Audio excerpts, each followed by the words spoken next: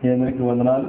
అందరూ సంతోషంగా ఆనందంగా దేవుని రాకడ కొరకు ఎదురు చూచు బిడ్డలుగా ఉన్నారని మేము నమ్ముతున్నాం. మరి అనేక స్థలాలలో దైవవాక్యాన్ని వింటున్నటువంటి బిడ్డలందరికీ కూడా ప్రభు పేరిట వందనాలు చెప్పుకుంటూ ఉన్నాం. మా కొరకు ప్రార్థిస్తున్నటువంటి మీ అందరి కొరకు మరి ప్రభు యొక్క సన్నిధానంలో మేము విజ్ఞాపనలు చేస్తూ ఉన్నాం. మీ అందరికీ సర్వోన్నత దేవుడిని యెహోవా శుభాశీస్సులు కలిగించిన గాక. ప్రార్థన చేసుకుని వాటికి వెళ్దాం. సృష్టికర్తవగు తండ్రివైన మా దేవ యెహోవా, సమస్త జనముల ఎదుట మీ పక్షమున నిలచి మహామహిమాన్వితమగు మీ జీవవాక్యమును ప్రకటించుటకు నా తండ్రి నన్ను బలపరచండి. తండ్రి మీకు స్తోత్రాలు. మీరు మాట్లాడుతూ ఉండగా తండ్రి అనేక ఆత్మలు ప్రభువా మీ యొద్దకు నడిపించబడినట్లుగా, మీరు వెలిగించబడినట్లుగా, ప్రతి ఆత్మకు ప్రభువా రక్షణ కలుగునట్లుగా ప్రభువా మీ కృపను చూపించి సదాకాలమున తండ్రి మీతో నిత్య సహవాసము చేయు మీ పరిశుద్ధాత్మ ముద్ర పొందు ధన్యతను పొందుకుని కృపను దయచేయమని యేసుక్రీస్తు వారి పేరిట ప్రార్థించి వేడుకుంటున్నాం తండ్రి.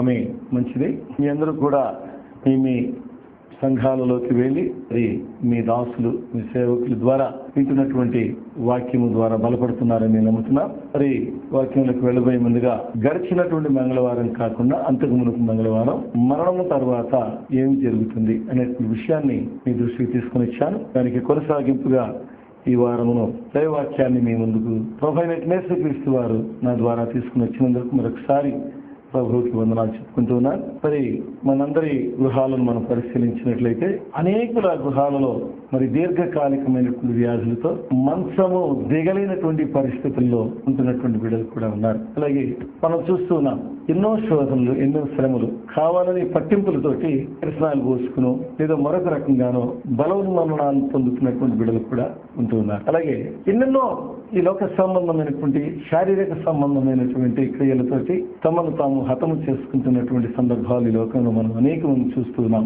ఇది ఏమైనా మనం చూస్తున్నది ఏంటంటే పుట్టిన ప్రతి జీవి, ప్రతి మనిషి కూడా మరణించక తప్పదు. అంటే మరణం అనేది ప్రతి మనిషికి సంప్రాప్తం అవుతుంది. ఈ సంగతి ప్రతి ఒక్కరం కూడా మనం జ్ఞాపకం చేసుకోవాల్సిన అవసరం దేవుని యొక్క జీవ గ్రంథం మనకు తెలియపరుస్తుంది. కనుక ప్రభు ముందుకు దేవుని బిడ్డలారా, మరి యాకోబు రాసిన పత్రిక 4వ అధ్యాయము 14వ వచనం నుంచి మనం దైవవాక్యాన్ని చూసినట్లయితే, మీ జీవము ఏ పాటిది, మీరు కొంతసేపు కనబడి అంతలో మాయమైపోవు ఆవిరి వంటి వారే. ఇది దేవుని యొక్క లేఖనంలో ఉన్నటువంటి ముఖ్యమైనటువంటి భాగం. ఏంటంటే మన జీవము ఏ పాటిది దేవుని వాక్యం ప్రశ్నిస్తున్నది. నిజమే కదండి. మన జీవం ఏ పాటిది మనం అనుకుంటాం. నాకు కండలు ఉన్నాయి, మరి నేను బాగా ఎత్తరని 10 మందినైనా సరే కొట్టగలను, ఎంతమందికైనా జవాబు చెప్పగలను, నాకు ధనబలం ఉంది, జనబలం ఉంది అని మనం అనుకుంటాం. నిజమే. ఎంత బలం ఉన్నప్పటికీ కూడా నీవు అంత ఇప్పుడే కనబడి అప్పుడే మాయమైపోయే ఆవిరి వంటి వాడువే. మనందరం కూడా కొంతసేపు మాత్రమే కనబడి అప్పుడే ఆవిరైపోయేటటువంటి వారు అనగా మనం మాయమైపోయేటటువంటి వాడు అనమాట. నిజమే కదా.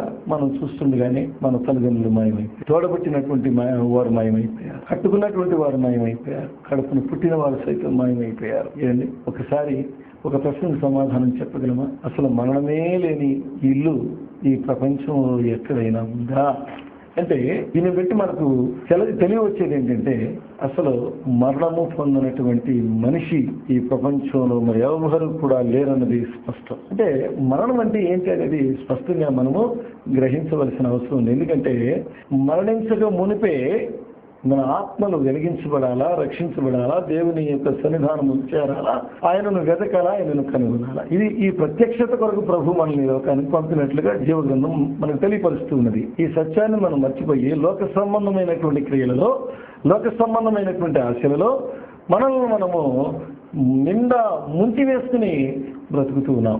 ఎంత మోసపూరితమైనటువంటి జీవితము, ఎంత అబద్ధమైనటువంటి జీవితం మనం గడుపుతూ ఉన్నామో మనము తెలియనటువంటి పరిస్థితుల్లో మనం జీవిస్తున్నాం. అందుకనే ఇక్కడ అసలు మనిషి మాయమైపోవడం అంటే ఏంటో తెలుసుకుందాం. ఇప్పుడు 2వ పేతురు రాసిన పత్రిక 1వ అధ్యాయము 13 నుంచి 15 వచనాల్లో ఇలా రాయబడి ఉంది. మన ప్రభు అయిన యేసుక్రీస్తు నాకు సూచించిన ప్రకారము నా గుడారమును త్వరగా విడిచిపెట్టవలసి వచ్చునని ఎరిగి. చూడండి, ఇక్కడ యేసుక్రీస్తు వారి యొక్క సూచన ప్రకారం ఆయన సూచించాడు, ఆయన తెలియపరిచాడు పేతురు భక్తునికి. ఏమనంటే త్వరగా ఈ గుడారమును విడిచిపెట్టవలసి వచ్చును అని. నిజమే. మరి ఆ భక్తునికి ప్రభు యేసుక్రీస్తు వారు తెలియపరిచి త్వరగా ఈ గుడారాన్ని విడిచిపెట్టి నువ్వు వెళ్ళవలసినటువంటి పరిస్థితి రాబోతున్నదని తెలియపరిచినప్పుడు ఆయన అంటాడు, నేను ఈ గుడారములో ఉన్నంత కాలం ఈ సంగతులను జ్ఞాపకం చేసి మిమ్మల్ని రేపటకు న్యాయమని ఎంచుకొనిచున్నాను. ఈ గుడారములో నేనున్నంత వరకు ఖచ్చితంగా నేను ఈ సంగతులన్నిటిని కూడా మీకు తెలియపరిచి మిమ్మల్ని రేపి మరి దేవుని ఎదుగు పంపించడం న్యాయమని నేను చెప్పుకుంటా ఉన్నాను, నేను భావిస్తూ ఉన్నాను, నేను నమ్ముతూ ఉన్నాను. చూడండి, ఒక దైవ సేవకునికి కలిగినటువంటి బాధ్యత ఎంత ఉన్నతమైందో.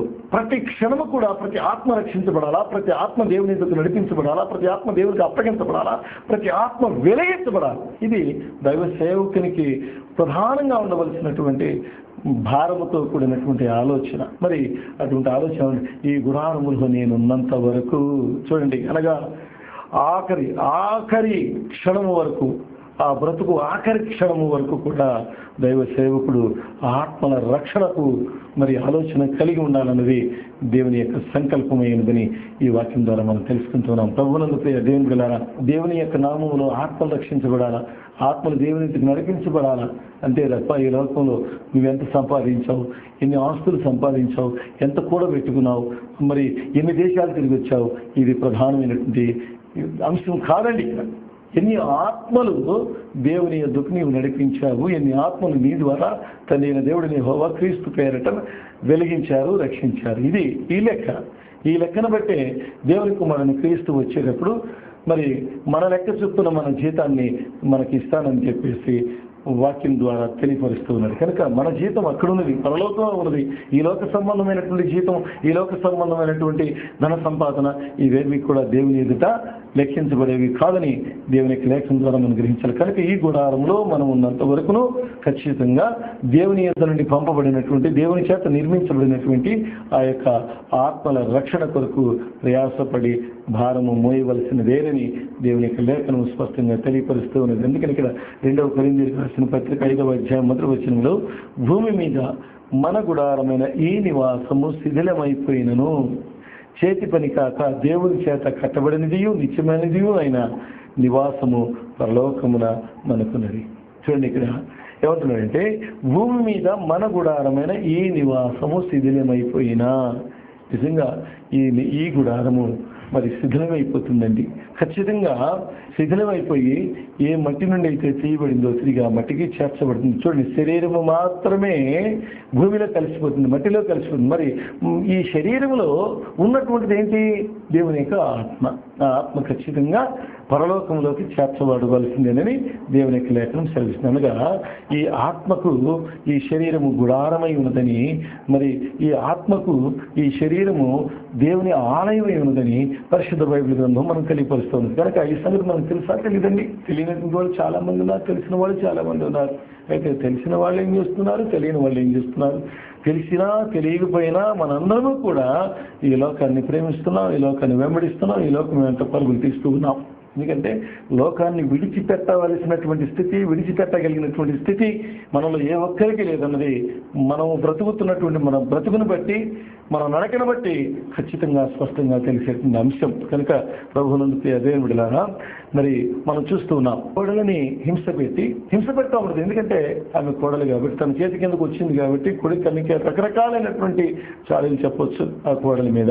రాగానే మరి ఆ కొడుకు తన భార్యని హింసిస్తున్నప్పుడు, తన భార్యని మరి దూషిస్తున్నప్పుడు, మరి ఆమెతో దెబ్బలాడుతున్నప్పుడు ఈ అత్తగారికి ఎంతో ఆనందం అండి. అట్లా అలా ఆనందపడేటటువంటి అత్తలు ఈ లోకంలో చాలా మంది ఉన్నారని మనందరికీ తెలుసు. ఎందుకంటే మన గృహాల్లో, మన కుటుంబాల్లో, మన ఇరుగు పొరుగు వారిలో, మరి మనం నివాసం ఉండేటుందని మన ప్రాంతాల్లోనే ఇటువంటి సందర్భాలు, సంఘటనలు మనం చూస్తూ ఉంటాం. అలాగే ఇక్కడ ఎందుకు ఇలా చేస్తా ఉన్నారు, ఎందుకు ఇలా జరుగుతూ ఉన్నది ఏమండి? మనం సమాధానం చెప్పగలమా? బైబిల్ పట్టుకుని వెళ్తా ఉంటాం, ప్రార్థన చేస్తూ ఉంటాం, మరి దేవుని దగ్గరికి వచ్చి దేవ సేవకులతో నిజంగా నా అంతటి భక్తిపూర్వాలు ఈ ప్రపంచంలోనే ఉండదన్నట్లుగా మనం నటిస్తూ ఉంటాం. అయితే ఎందుకు ఇలా చేస్తూ ఉన్నాం? ఎందుకు ఇంతటి మరి మోసపూరితమైనటువంటి జీవితంలో మనం బ్రతుకుతూ ఉన్నామన్న సంగతిని మనము గుర్తించలేనటువంటి, గ్రహించలేనటువంటి అంధత్వంలో మనం బ్రతుకుతూ ఉన్నాం. కనుక ఇక ఆఖరి దశలో వారి గతి అంతకంటే దుర్భరంగా, దుర్మార్గంగా ఉంటుందండి. ఆడబిడ్డ అత్త ఆడబిడ్డ ఇద్దరు కలిసి ఆ ఇంటికి వచ్చినటువంటి ఆ యొక్క కోడల్ని ఎంత రాశి రంపాన పెడుతున్నారో మీరు చూడండి. అనేక కుటుంబాల్లో జరుగుతున్నటువంటి విషయమే. అనేక కుటుంబాల్లో క్రీస్తును గూర్చినటువంటి వార్తను ప్రకటించబడుతున్నటువంటి ప్రాంతాలలోనే ఇవి ఎక్కువగా జరుగుతున్నట్లుగా మనం చూస్తూ ఉన్నాం. మరి ఎందుకంటే సంతానం కలగలేదు, పెళ్ళి ఎంతకాలం అయింది, మరి నీ వల్ల సంతానం కలిగినప్పుడు, నీ వల్ల మాకు ఉపయోగం లేనప్పుడు నువ్వెందుకంట నిన్ను మరి వదిలిపెట్టేసి మా అబ్బాయికి రెండో పెళ్లి చేస్తాం. చూడండి ఎంత భయంకరమైనటువంటి మరి ఆ సూదిపోట్లో మరి ఆ సునాలాగా గుర్చేస్తా ఉంటుంది అనమాట. అంతేకాదు నువ్వు వచ్చినప్పుడు కట్నం తక్కువ తెచ్చావు, మరి ఇంకా అధికమైనటువంటి కట్నం ఇచ్చేటువంటి వాళ్ళు వచ్చారు, మరి నువ్వు వెంటనే విడాకులు ఇచ్చేటట్టయితే మా అబ్బాయికి రెండో పెళ్లి చేస్తాం. ఏమండి ఇవన్నీ వినడా లేదా? మీరు వింటున్నారా? వింటలేదండి, వింటా ఉన్నాం. ఎందుకంటే మనం ఈ సందర్భాన్ని మనం దగ్గరికి తీసుకెళ్తా ఉన్నాం. ఇవన్నీ కూడా ఒక మనిషికి విరక్తి కలిగిస్తుంది, ఒక మనిషికి మరి రకరకాలైనటువంటి వేదన కలిగించి, దుఃఖాన్ని కలిగించి, మరి తనకు తానుగా ఆత్మహత్యలు చేసుకునేటటువంటి దుర్భరమైనటువంటి పరిస్థితి కలిగిస్తూ ఉంటుంది. ప్రభువులను ప్రియ దేవుని జాగ్రత్త గమనించండి.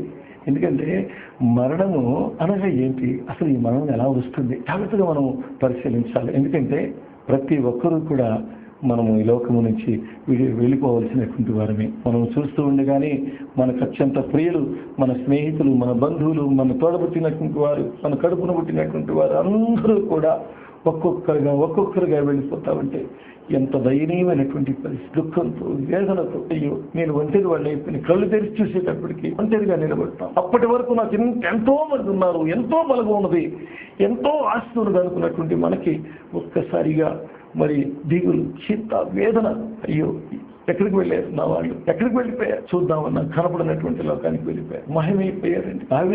ఆవిలాగా మాయమైపోయారు. జాగ్రత్త ప్రియులారా, నీవు కూడా ఒకానొక సమయమున ఆ విధంగానే ఆవిరి వలె మాయమయ్యేటటువంటి పరిస్థితి రాబోతున్నది. నువ్వెలా ప్రవర్తిస్తున్నావు, నువ్వెలా జీవిస్తున్నావు, నువ్వెలా బ్రతుకుతున్నావు, దేవునికి ఇష్టమైన మార్గంలో నడుస్తున్నావా లేదా, దేవునికి ఇష్టమైనటువంటి రీతిలో నీవు నడుచుకుంటున్నావా లేదా, వాక్యానుసారంగా ఆత్మానుసారంగా నువ్వు బ్రతుకుతున్నావా లేదా. జాగ్రత్త. వ్యభిచారులకైనా మరి రక్షణ ఉంది, కానీ మరి వేషధారులకు ఏమాత్రం కూడా క్షమాపణ లేదు. వ్యభిచారులకు క్షమిస్తాడండి ఆయన, వేషధారులకు క్షమాపణ లేదు.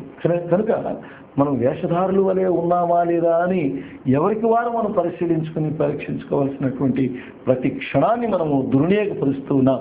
రకరకాల ముసలమ్మ ముచ్చట్లు, ఎక్కడ పడితే అక్కడ కూర్చోవడం, ఎవరితో పడితే వాళ్ళతో ముచ్చట్లాడటం, కబుర్లు, కాలక్షేపాలు, సమయాన్ని ఎంత దుర్వినియోగపరుస్తున్నామండి. ఏంటి పట్టుమని ఒక గంట సేపు దైవ సన్నిధిలో మోకరిల్లి ప్రార్థించలేనటువంటి నిస్సహాయ స్థితిలో మరి దుర్మార్గపు బ్రతుకులు మనం గడుపుతున్నాం. జాగ్రత్తగా గమనించండి ప్రభువునందు ప్రియ దేవుని బిడ్డలారా.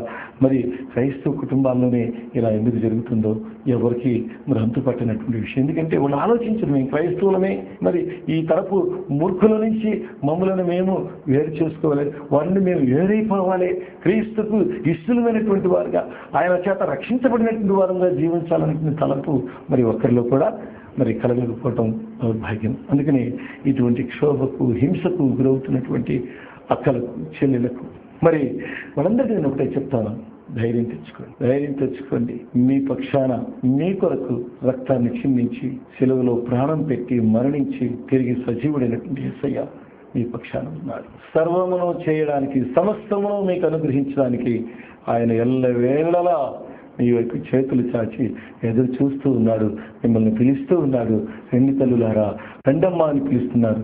మరి ప్రభు వైపు వెళ్ళండి, ప్రభు వైపు చూడండి, ప్రభువులో మరి మిమ్మల్ని మీరు అర్పించుకునే విధంగా సిద్ధపడండి. దేవుని యొక్క లేఖనము సెలవిస్తుంది. కనుక అక్కలారా, చెల్లారా, తల్లులారా, మీరెవ్వరూ కూడా అధైర్యపడకండి. మీ కొరకు నిత్యుడగు తండ్రి అయిన దేవుడిని యెహోవా తన కుమారుడైన క్రీస్తును ఆయన సిద్ధముగా ఉంచారు. కాబట్టి ఆయన సన్నిధిలో మోకరిల్లి కన్నీటితో ప్రార్థన చేయమని దేవుని యొక్క లేఖనం ద్వారా మీ అందరికీ తెలియపరుస్తున్నాను. 2వ కొరింథీయులకు రాసిన పత్రిక 7వ అధ్యాయం 10వ వచనంలో దైవ చిత్తానుసారమైనటువంటి దుఃఖము రక్షణార్థమైన మారు మనస్సును కలిగజేయను. ఈ మారు మనస్సు దుఃఖమును పుట్టించదైతే లోక సంబంధమైన దుఃఖమును మరణమును కలిగజేయను. చూడండి, ఇక్కడ దుఃఖము 2 రకాలైనటువంటి దుఃఖాలు మనం ఉన్నట్లుగా చూస్తూ ఉన్నాం. ఒకటి ఏంటంటే దైవ చిత్తానుసారమైనటువంటి దుఃఖం ఒకటి ఉన్నది, రెండవది లోక సంబంధమైనటువంటి దుఃఖము. దేవుని స్తోత్రం, హల్లెలూయా. నీవు దైవ చిత్తానుసారమైనటువంటి దుఃఖాన్ని అనుభవిస్తున్నామా లేదా? అనగా ఇతరులకు మేలు చేసి కీడు అనుభవించాలి. అనేకులు శ్రమలు, కీడులు, ఆపదలు, మరి భయంకరమైన మరణకరమైన వేదనలో ఉన్నప్పుడు వారందరి కొరకు నీవు మోకరిల్లి ఉపవసించి ప్రార్థించాలి. ప్రభువా, నీవు సృజించినటువంటి నీ బిడ్డలు, నీ పోలికలు నీవు నిర్మించినటువంటి నీ బిడ్డలు, ప్రభువా, నీ రక్తము ద్వారా మరి నాకు రక్త సంబంధికులుగా మరి కొనబడినటువంటి బిడ్డలు ప్రభువా, మరి నాశన మార్గంలో ఉన్నారయ్యా అని వారి కొరకు కన్నీటితో ప్రార్థించాలి, ప్రార్థించి తీరాలా. అటువంటి దైవ చిత్తానుసారమైన దుఃఖమును నీవు కలిగి ఉన్నావా లేదా? లేదండి, లోక సంబంధమైనటువంటి దుఃఖమే మనకుంటా ఉంటుంది. మరి బంగారం కొనలేదే, మరి ఆస్తులు కొనలేదే, లేదా నాకు ఇష్టమైనటువంటి ఫలాన్ని సంపాదించలేదే అని ప్రతి విషయంలో మనము ముండి పట్టుబట్టి ఎప్పుడు చూసినా కానీ దుఃఖపడే పరిస్థితిలో ఉంటాం. లోక సంబంధమైనటువంటి దుఃఖము మనకి మరణానికి కలిగిస్తుంది. జాగ్రత్త గమనించండి ప్రభువునందు ప్రియ దేవుడిలారా. మరి దైవ చిత్తానుసారమైనటువంటి దుఃఖం మనకు మారు మనసు కలిగిస్తుందండి. మారు మనస్సు, అయ్యో ఇప్పటి వరకు లోక సంబంధమైనటువంటి ఆ యొక్క దుఃఖంలోనే ఉన్నానే, లోక సంబంధమైన దుఃఖము నన్ను నాశనం నడిపిస్తుందని తెలుసుకున్నప్పుడు దైవ చిత్తానుసారమైన దుఃఖమును పొందినప్పుడు నీవు ఖచ్చితంగా మారు మనసుతో ఎప్పుడైతే మారు మనసు పొందుతావో అప్పుడే నీ రక్షకుడు యేసుని నమ్ముతావు. ఆ యేసు దగ్గరికి వస్తావు. ఆ యేసు నీ ఆత్మను వెలిగిస్తాడు. నీ ఆత్మను వెలిగించిన మీద రక్షించబడటం జరుగుతుంది. కనుక ప్రభువునందు ప్రియ దేవుని బిడ్డలారా, మొదటి కొరింథీయులకు రాసిన పత్రిక 6వ అధ్యాయం 19వ వచనం మనం చూసినట్లయితే, మీ దేహము దేవుని వలన మీకు అనుగ్రహింపబడి మీలోనున్న పరిశుద్ధాత్మకు ఆలయమై ఉన్నదని మీరు ఎరుగురా. మీరు మీ సొత్తు కారు, విలువ పెట్టి కొనబడినటువంటి వారు కనుక మీ దేహముతో దేవుని మహిమపరచదు. చూడండి, ఇక్కడ ఈ శరీరం మనది కాదండి. ఆయన ఏం చేస్తామండి, విలువ పెట్టి కొన్నాడండి మనల్ని. ఆ విలువ ఏంటండి? తన యొక్క పరిశుద్ధ రక్తము చేత మనల్ని కొన్నాడు.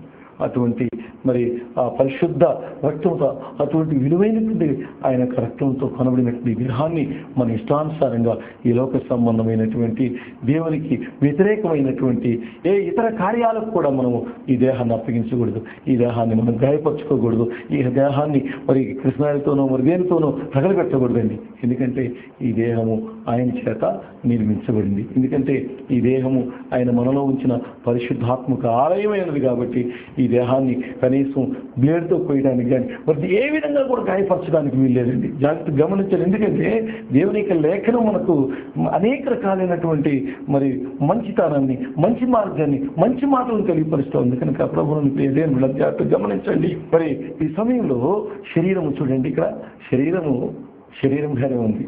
ఇది ఒక ద్రవ్య పదార్థం. దీనిలో మరి ఏముంది? ఆత్మ, ప్రాణం, అంటే స్పిరిట్, తర్వాత ఈ రెండు ఉన్నాయని దేవునికి లేఖనం స్పష్టంగా మనకు తెలియపరుస్తుంది. అందుకని మొదటి కొరింథీయులకు రాసిన పత్రిక 15వ వచనంలో రక్త మాంసములు దేవుని రాజ్యమును స్వతంత్రించుకొననేరవు. చూడండి, ఇక్కడ ఈ రక్త మాంసములతో కూడినటువంటి శరీరము దేవుని రాజ్యాన్ని స్వతంత్రించుకొననేరదు. కాబట్టి ఖచ్చితంగా ఈ శరీరాన్ని మనం ఇక్కడే విడిచిపెట్టి వెళ్ళాలా? చూడండి ఇక్కడ, ఎందుకంటే ఈ శరీరంతో, ఈ రక్త మాంసాలతో మనం దేవుని రాజ్యాన్ని స్వతంత్రించుకొని దేవుని రాజ్యానికి ప్రవేశించలేమండి. కాబట్టి ఖచ్చితంగా ఈ దేహాన్ని మనం ఈ లోకంలోనే విడిచిపెట్టాలా? ఎలా విడిచిపెట్టాలి? ఏ మట్టి నుండి అయితే తీయబడిందో తిరిగి మరలా అదే మట్టికి చేర్చబడాలా. అలాగే చూడండి, మొదటి కొరింథీయులకు రాసిన పత్రిక 15వ అధ్యాయం 33వ వచనంలో క్షయమైన ఈ శరీరము అక్షయతను ధరించుకునవలసి ఉన్నది, మర్త్యమైన ఈ శరీరము అమర్త్యతను ధరించుకునవలసి ఉన్నది. చూడండి, ఇక్కడ క్షయమైన ఈ శరీరం అంటే నశించేటటువంటి ఈ శరీరము అక్షయతను అంటే నాశనము కానటువంటి స్థితిని ధరించుకునవలసి ఉన్నది. అలాగే మత్స్యమైన ఈ శరీరం అనగా మరణించేటటువంటి, మృతి నొందేటటువంటి ఈ శరీరము తిరిగి మరలా మరణము లేని స్థితిని ధరించుకునవలసి ఉన్నదని దేవుని యొక్క లేఖనం సెలవిస్తుంది. ఈ శరీరం కాదండి, ఇది నాశనమయ్యేదే, ఇది మరణించేదే. మరణించినటువంటి నిత్య జీవంతో కూడినటువంటి ఆ యొక్క మహిమ శరీరమును ధరించుకునవలసి ఉన్నదని దేవుని యొక్క లేఖనం సెలవిస్తుంది. ఇక్కడ ఈ క్షయమైనది అక్షయతను ధరించుకున్నప్పుడు, ఈ మత్స్యమైనది అమర్త్యతను ధరించుకున్నప్పుడు విజయమందు మరణము మృంగివేయబడినని వ్రాయబడిన వాక్యము నెరవేరు. దేవుని స్తోత్రం, హల్లెలూయా. చూడండి, ఇక్కడ విజయమందు మరణము మృంగివేయబడినని దేవుని యొక్క వాక్యము సెలవిస్తుంది. విజయము పొందాలి. ఎలాగంటే నశించేటువంటి శరీరము, మరణించేటువంటి శరీరము మరి దేవుని చేత మరి ఆ యొక్క మహిమ శరీరంగా మార్చబడాలి. అలాగా మహిమ శరీరంతో మాత్రమే మనం పరలోకంలోకి వెళ్ళగలము. అటువంటి మహిమ శరీరంగా మార్చబడాలంటే మనం ఎంతటి పరిశుద్ధతని కలిగి ఉండాలి. ఈ దేహాన్ని దేవుడిచ్చినటువంటి ఈ దేహము ఆయన మనలో పెట్టినటువంటి పరిశుద్ధాత్మక ఆలయము కనుక ఈ ఆలయం అనబడినటువంటి ఈ శరీరమును మనం ఎంత జాగ్రత్తగా, ఎంత పరిశుద్ధంగా, ఎంత పవిత్రంగా చూసుకోవాలి. చూడండి, త్రాగుబోతుతనానికి, వ్యభిచారానికి, రకరకాల ఘోరమైనటువంటి పాపాలకు ఈ శరీరాన్ని అప్పగిస్తున్నాం. చాలా మంది మనం చూస్తూ ఉంటాం. చూడండి, ఇక్కడ మరి మురుగుంట్ల పక్కన దొర్లాడుతూ ఉంటారండి. ఆ పందుల మధ్య దొర్లాడుతూ ఉంటారు, కుక్కల మధ్య దొర్లాడుతూ ఉంటారు. నీచమైనటువంటి మరి ఆ యొక్క బూతులతోటి రకరకాలుగా అనేకులను మరి అవమానపరుస్తూ ఉంటారు. ఎందుకనండి? ఈ శరీరం ఇచ్చింది దేనికండి? దేవుడు మనలో ఉన్నటువంటి పరిశుద్ధాత్మకు ఇది ఈ దేహము ఆలయం అనేటువంటి ఎంత పవిత్రత, ఎంత ప్రణాళిక, దేవుడికి ఆ యొక్క సంకల్పము ఎంత ఉన్నతమైనదో అంత ఉన్నతమైనటువంటి ఆయన ఆలోచనలకు వ్యతిరేకంగా, విరోధంగా మన దేహాన్ని, మన దేహంలో ఉన్నటువంటి ఆయన పెట్టినటువంటి పరిశుద్ధాత్మని దీపాన్ని మనం ఎంత మరి విరోధంగా నాశనం చేసుకుంటున్నాము గమనించాలా. అందుకనే నీవు మాయం కాకమునిపే, అనగా హఠాత్తుగా చావుకు మునిపే ఈ జీవపు వాక్యాన్ని మీ హృదయాల్లో నాటుకునండి. దేవుని యొక్క ఆ జీవజలపు ఊట మీ హృదయంలో మరి ప్రవాహం వలె ప్రవహిస్తూ ఉంటుందని దేవుని యొక్క లేఖనం సెలవిస్తుంది. జాగ్రత్త గమనించండి. మరి దేవుని యొక్క మాటలతోటి మనం బ్రతుకుతున్నప్పుడు ఇక్కడ చూడండి, ఇక్కడ భార్య బిడ్డలు వదిలిపెట్టే వాళ్ళు ఉన్నారు, భర్తని బిడ్డలు వదిలిపెట్టేటువంటి వాళ్ళు ఉన్నారు, మరి ఇష్టానుసారంగా బ్రతికేస్తున్నారు, సంసారాలను కూల్చుకుని మరి ఈ దినాల్లో మరి ఎంతో నాశనకరమైనటువంటి పరిస్థితుల్లో ఉంటున్నటువంటి, చివరికి ఏమీ చేయలేక ఎక్కడెక్కడో దిక్కులేనటువంటి మరణాలు పొందేటటువంటి వాళ్ళు ఉన్నారు. మరి వీరి మరణాన్ని, ఇటువంటి మరణాలను మరి అంగీకరించేది ఎవరండి? ఎవరైనా అంగీకరిస్తారా? దేవుడు అంగీకరిస్తారా? ఎందుకంటే దేవుడు పరిశుద్ధుడు కనుక మనం కూడా ఎలా పరిశుద్ధులం కావాలా. కనుక సంఘమని ఆయన శరీరము పరిశుద్ధత కలిగి ఉండాలా. ఆయన శరీరము చూడండి, ఇక్కడ పరిశుద్ధ ఆత్మలన్నిటికీ గొప్ప ఆలయమైనదని దేవుని యొక్క లేఖనం సెలవిస్తుంది. అవును కదండి? ఆలోచించండి. దేవుని యొక్క వాక్యాన్ని మనం వింటున్నాం ఏమండి? వింటున్నటువంటి వాక్యానుసారంగా ఏ విధంగా కూడా మన మధ్యలో మరి ఆ రకమైనటువంటి ప్రవర్తన కానీ, తలంపులు కానీ, మరి ఆ జీవించాలనే ఆశ కానీ లేని స్థితిని మనం కలిగి ఉంటా ఉన్నాం. మొదటి రాజులు రాసిన గ్రంథము 17వ అధ్యాయం 21వ వచనం, 22వ వచనంలో మనం చూసినట్టుగా, యెహోవా నా దేవా, నా మొర ఆలకించి ఈ చిన్నవానికి ప్రాణము మరలా రానిమని యెహోవాకు ప్రార్థింపగా, యెహోవా ఏలియా చేసిన ప్రార్థన ఆలకించి ఆ చిన్నవానికి ప్రాణము మరలా రానిచ్చినప్పుడు వాడు బ్రతికిన. చూడండి, ఇక్కడ ఏలియా ఒక చిన్నవాని గురించి ప్రార్థించినాడు, చనిపోయినటువంటి పిల్లవాడు అనమాట.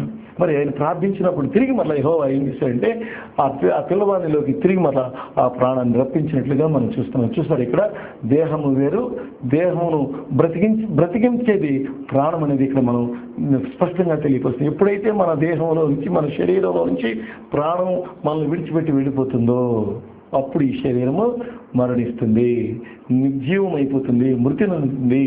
మరి ఆ యొక్క మట్టిలో కలిసిపోయి నాశనం అవడానికి సిద్ధపరచబడుతుంది. కనుక ప్రభువునందు ప్రియ దేవుని బిడ్డలారా, జాగ్రత్తగా గమనించండి. దేవుని చేత అభిషేకించబడినటువంటి, దేవునికి ఇష్టమైనటువంటి ఒక సేవకుడు యెహోవా దేవునికి మొరపెట్టుడు దైవ చిత్తానుసారమైనటువంటి దుఃఖాన్ని పొందుతా ఉన్నాడు. అయ్యో, ఆ చిన్న బిడ్డను కలిగినటువంటి తల్లి ఎంతగా వేదన పడతా ఉన్నదో. అయ్యా, మరి ఆమె అంటా ఉంది, నేను అడిగానా నాకు ఈ బిడ్డను ఇవ్వమని చెప్పేసి మరి ఆమె వేదన పడతా ఉన్నది. కాబట్టి ప్రభా, ఆ బిడ్డకు తిరిగి మళ్ళీ నువ్వు ప్రాణము ఇవ్వమని చెప్పేసి ఆయన ఎంతో దుఃఖపడి ప్రార్థించినప్పుడు తిరిగి మళ్ళీ యెహోవా దేవుడు, చూడండి ఇక్కడ దైవచిత్తానుసారమైనటువంటి దుఃఖం ఎంత గొప్పదో, ఎంత గొప్ప మేలు కలిగిస్తుందో మనం గమనించాలి. కనుక అటువంటి మేలు అనేకులకు మరి కలిగించడం కోసం, అనేక సంఘాలకు మరి కలగడం కోసం దైవచిత్తానుసారమైనటువంటి దుఃఖాన్ని ప్రతి ఒక్క సేవకుడు, ప్రతి ఒక్క విశ్వాసి, దేవుని నమ్మిన ప్రతి బిడ్డ కూడా కలిగి ఉండాలన్నది దేవుని యొక్క లేఖనం ద్వారా మనం స్పష్టంగా తెలియపరుస్తున్నాం. కాబట్టి మరణమనగా ఈ శరీరమును ప్రాణము విడిచిపెట్టి వెళ్ళిపోవడం. అలాగే ఇక్కడ అపోస్తుల కార్యం 9వ అధ్యాయం 36-47 వచనాల్లో పేతురు అందరినీ వెలుగులు పంపి మోకాళ్ళని ప్రార్థన చేసి శవం వైపు తిరిగి కవిత లెమ్మనగా ఆమె కన్నులు తెరిచి పేతురును చూసి లేచి కూర్చున్నాను. చూడండి, ఇక్కడ పేతురు ఒక చిన్నదాని గురించి ప్రార్థన చేసినప్పుడు ఆమె మరణించిందని అక్కడ ఉన్నటువంటి బంధువులందరూ కూడా ఘోరు ఏడుస్తూ ఉన్నారు, గొల్లు ఏడుస్తూ ఉన్నారు. అప్పుడు ఆయన పేతురు వచ్చి వాళ్ళందరినీ కూడా బయటికి పంపించేసి వెంటనే ఆయన దేవునికి మరి మోకాళ్ళని ప్రార్థన చేశాడు. మోకాళ్ళని ప్రార్థన చేసి ఎవరికి? దేవుడిని యెహోవాకు ప్రార్థన చేశాడు. ప్రార్థన చేసి శవం వైపు తిరిగి కవిత లెమ్మనగా ఆమె కన్నులు తెరిచి పేతురును చూసి లేచి కూర్చుని దేవుని స్తోత్రం హల్లెలూయా. చూడండి ఇక్కడ మరి ఆ శరీరమును విడిచిపెట్టి వెళ్ళిపోయినటువంటి ఆ యొక్క ప్రాణము ఎప్పుడైతే ఆ పేతురు ఆ భక్తుడు దేవునికి మరి తండ్రి చిత్తానుసారం నుండి దుఃఖాన్ని పొందుతూ ఆ కన్నీరు కారుస్తూ ప్రార్థించాడో ఆ ప్రార్థన దేవుడు అంగీకరించి ఆ ప్రార్థన దేవుడు ఆలకించి వెంటనే తిరిగి ఆ ప్రాణాన్ని ఆ చంటి బిడ్డలోకి ఆ చిన్న బిడ్డలోకి మరి పంపించినట్లుగా తిరిగి మరలా ఆమె ఆ పాప తిరిగి లేచినట్లుగా మనం చూస్తున్నాం. కనుక ప్రభువునందుకు యజమానులారా జాగ్రత్తగా గమనించండి. దేవుని యొక్క ఆలోచన, దేవుని యొక్క క్రియలు, దేవుని యొక్క వాక్యము ఎంత ఉన్నతంగా ఉంటుందో మరి మనం కూడా ఇటువంటి అనుభవాన్ని పొందాలా. మనం కూడా ఇటువంటి మరి దేవుని యొక్క ఆత్మ కార్యములలో బలపరచబడాలా. అనేక స్థలాలలో దేవునికి సాక్షులు వేయాలి. ఉంటుందండి, ఆలోచించేయండి. మనం ఎంత దూరం ప్రయాణించినప్పటికీ క్రైస్తవులుగా, క్రైస్తవ్యం అంటే అర్థం ఏంటండి? క్రైస్తవ్యం అంటే మతం కాదండి, అది ప్రేమతత్వం. మరి అనేకులకు ప్రేమను పంచే తత్వం, ప్రేమ మార్గం. అది మనలో ఉన్న ఈర్ష్య, అసూయ, ద్వేషం, చెడుతనం, దుర్నీతి, మరి దుర్వ్యాపారము, పాపము, ద్రోహము సమస్తమును విడిచి పెట్టగలిగినటువంటి స్థితిని కలిగించేది క్రైస్తవ్యము. కనుక ప్రభువును దేవుని బిడ్డలారా, క్రీస్తుని వెంబడించేటువంటి మనందరము కూడా దేవుని కొరకు మరి ప్రార్థించేటువంటి బిడ్డలుగా, దేవుని కొరకు అనేక ఆత్మలను అప్పగించే వారంగా ఉన్నాం. ఎందుకంటే మనం చాలా సార్లు చూస్తుంటాం, చనిపోయినటువంటి వ్యక్తి దగ్గర మన ప్రాంతాల్లో చనిపోయినటువంటి వ్యక్తి దగ్గర వెంటనే టెంట్ వేస్తారు, లైటింగ్ వేస్తారు, మరి ఆ యొక్క శరీరాన్ని మరి ఆ యొక్క కూలింగ్ బాక్స్లో పెట్టేస్తారు. అయితే అక్కడున్నటువంటి మరి కురవాళ్ళు కానివ్వండి, పెద్దవాళ్ళు కానివ్వండి అక్కడ చేరి కొంతమంది పేకాడుతూ ఉంటారు, కొంతమంది మరి ఆ యొక్క మద్యం సేవిస్తూ ఉంటారు, తెల్లవార్లు కూర్చుంటారు. ఆ యొక్క శవాన్ని ఎవరు కూడా పట్టించుకోరు. ఎవరు పేకాడేవాడు పేకాడుతూ మద్యం సేవించాడు, తెల్లవాళ్ళు ఆ శవం దగ్గర కూర్చుంటారు. ఎంత దౌర్భాగ్యం అండి. క్రీస్తుని కలిగినటువంటి వాడు ఇదేనండి మనం చేయాలి. పేతురు అక్కడ ఏం చేసేయండి మోకాళ్ళని ప్రార్థించి, అయ్యో మరి ఒకవేళ మీరు కూడా అలా ప్రార్థించినట్లయితే సంఘమంతా సంఘం యావత్తు కూడి దైవ చిత్తానుసారమైన దుఃఖముతో ప్రార్థిస్తే ఒకవేళ ఆ బిడ్డ యొక్క ప్రాణము తిరిగి మరలా ఆ శరీరంలో ప్రవేశపెడతారేమోనని ఆశ కలిగి, మరి వర్ష కలిగి, పట్టుదల కలిగి, నమ్మకం కలిగి, విశ్వాసం కలిగి ఎప్పుడైనా ప్రార్థించారా ఆలోచించేయండి. అందుకనే మనం క్రైస్తవుల ఇళ్ల మధ్య మనం ఏమైనటువంటి మరి సంఘటనలు మనం చూస్తూ ఉంటాం. కనుక ప్రభువును గమనించి మరి మరణం అంటే ఈ దేహముని గుడాల నుండి ఆ యొక్క ప్రాణము విడిచి వెళ్ళిపోవడమే అన్న సంగతిని మనం గ్రహించాలి. కనుక ఆ ప్రాణం వెళ్ళిపోయేటప్పుడు విరవెళ్ళైపోతామ్మా అని నాకు బ్రతకాలనుందమ్మా, నన్ను బ్రతికించు అమ్మా అని గడ్డం పెట్టమ్మా, నన్ను బ్రతికిస్తే ఇంకెప్పుడు నీ మాటలు దాటనమ్మా అని రకరకాలైనటువంటి ఆ యొక్క పశ్చాత్తాపంతో కూడినటువంటి ఆ దీనమైనటువంటి దుఃఖంతో బ్రతిమాలకునేటువంటి అనేకం చూస్తుంటాం. నిన్ను అలా నీ చావు అటువంటి బాధ లేదా భయం ఇన్ని వారాలు నీ ఎద్దకు వచ్చి నీ గర్భం నీ యొక్క కొట్టి అయా రక్షణ పొందాలి, నీ ఆత్మ వెలిగించబడాలి, దైవ సంఘంలోకి రండి అని చెప్పి ఎన్ని వారాలు నేను పిలిచి ఉంటుంది. ఆ పిలుపును ఎవరైనా అంగీకరిస్తే, ఆ పిలుపు ఎవరైనా లోపడుతున్నారు. ఇప్పటికైనా ప్రభువును దేవుని వాక్యం లోబడి మరణము నిన్ను కబళించడానికి, మరణము నిన్ను తిరిగి ఈ లోకంలో నుండి తీసుకుని వెళ్ళిపోతుంది. జాగ్రత్త పడి దేవునికి నిన్ను నీవు అప్పగించుకుని పరలోకము చేరేటటువంటి ధన్యతను సంపాదించుకోవడం కోసం ప్రయాసపడండి.